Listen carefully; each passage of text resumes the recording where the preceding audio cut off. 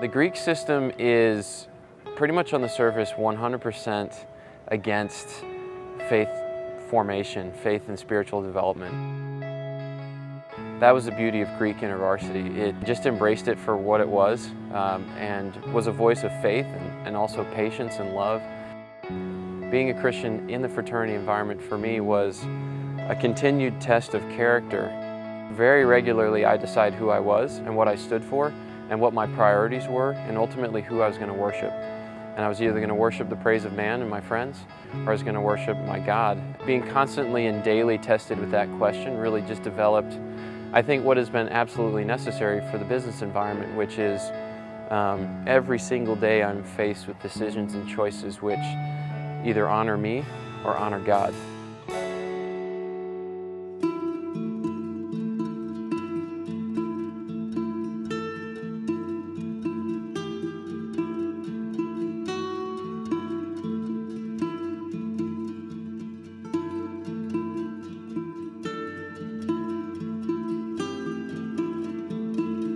Honduras is often described as a poor country rich in natural resources.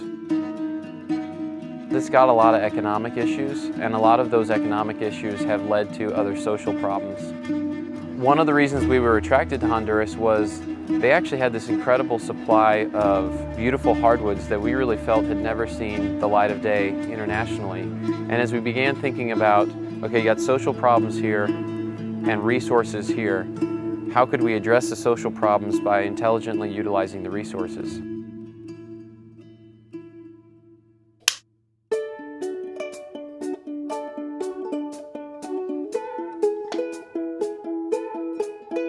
We found a way to install the world's strongest magnets inside of your traditional wooden building block. What you end up with is almost like a wooden Lego. Kids love it, parents love it. It's simple, but it's different. We've created now about 90 jobs for our workers who otherwise may not have had employment opportunities. They're now allowed to earn income for themselves and for their family and to support themselves. Common factor that you're going to see about everyone that works here is that when they come to the company, they look at it initially as, hey, it's a place to work at. But then when you meet Chris and Will, you get to see why the company was formed. And so now you have not only the fact that you're getting a paycheck, but you're actually working for a vision.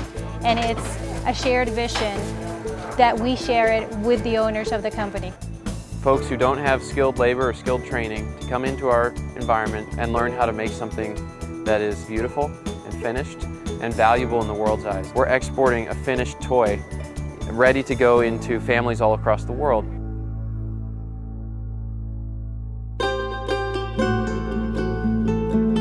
We're for-profit. We take investment money from investors. We have close to 40 investors who've pumped millions of dollars into our business, and they're expecting a return.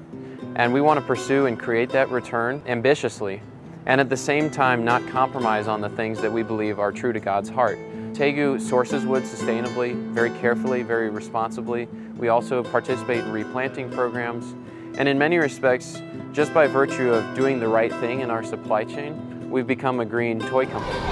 We're here at the AFE school. AFE stands for Love, Faith, and Hope in Spanish. This is actually the site of the city trash dump. Just over on that hill is where all of the trash from the city gets dumped, and there are hundreds of families picking through it to find something to sell and make a living for themselves.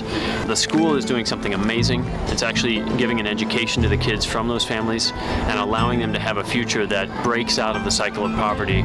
Tegu, through the sale of its toys, funnels a portion of the proceeds to AFE to help it run its school, making sure that school supplies, teacher salaries, uniforms for children, snacks during the day are paid for, and the school can operate and continue to give a high-quality education to these kids.